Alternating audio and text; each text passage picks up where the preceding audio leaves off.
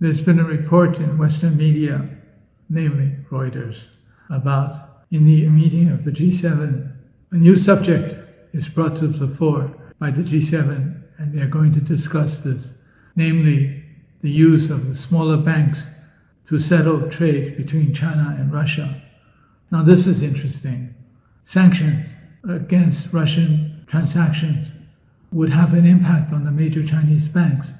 Now, the top 5 Chinese banks have a lot of dollar transactions on a global basis.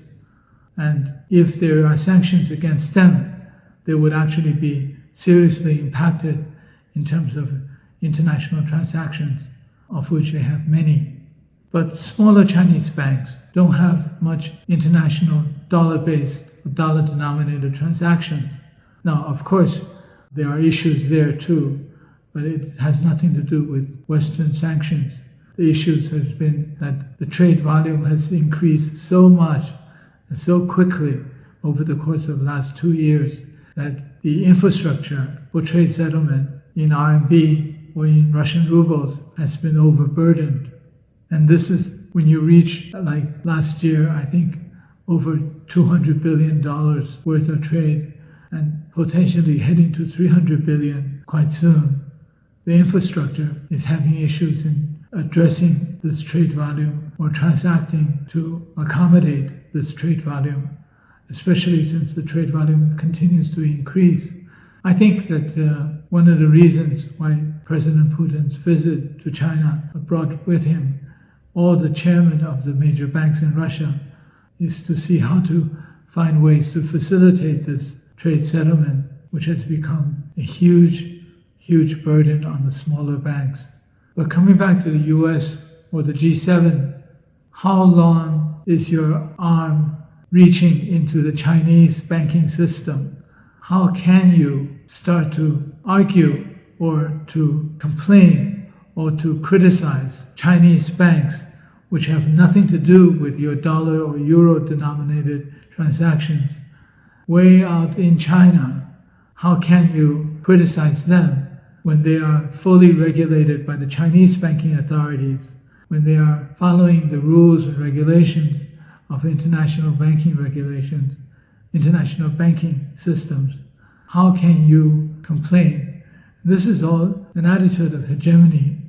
This is all an attitude of global dominance. We don't care if it has to do with us or not. We're just going to criticize you, and we're going to force you to not do what we don't want you to do. And there's serious hypocrisy here too. There are 2 winners.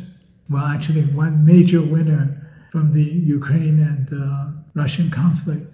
And the biggest winner, United States of America. Cutting off Russian supply of energy to Europe meant that the Europeans has to buy it from somewhere else. They've increased their purchase from the Middle East a little bit, but the biggest winner has been U.S. energy supplier.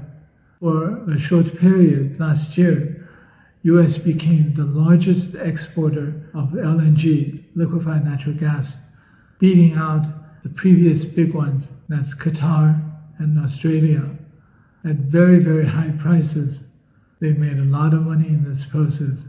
At the same time, it's now known that there are transshipments of Russian oil and gas continuing to go to Europe, and there are purchases of uranium by the US still continues to go on with Russia.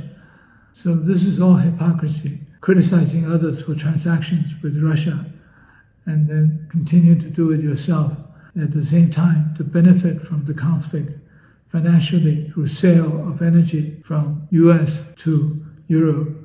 This is quite an interesting, complex, but interesting setup. I don't think the Chinese banks, especially the small and medium-sized banks, are within reach of the US. You can complain all you want. Even your sanctions will not be able to affect them because they are not involved in the transactions in which you have your dollar hegemony dominance. But there's no question, though, that solutions are being found to address the issue of the massive increase of volume of China-Russia trade in terms of settlement, in terms of trade facilitation,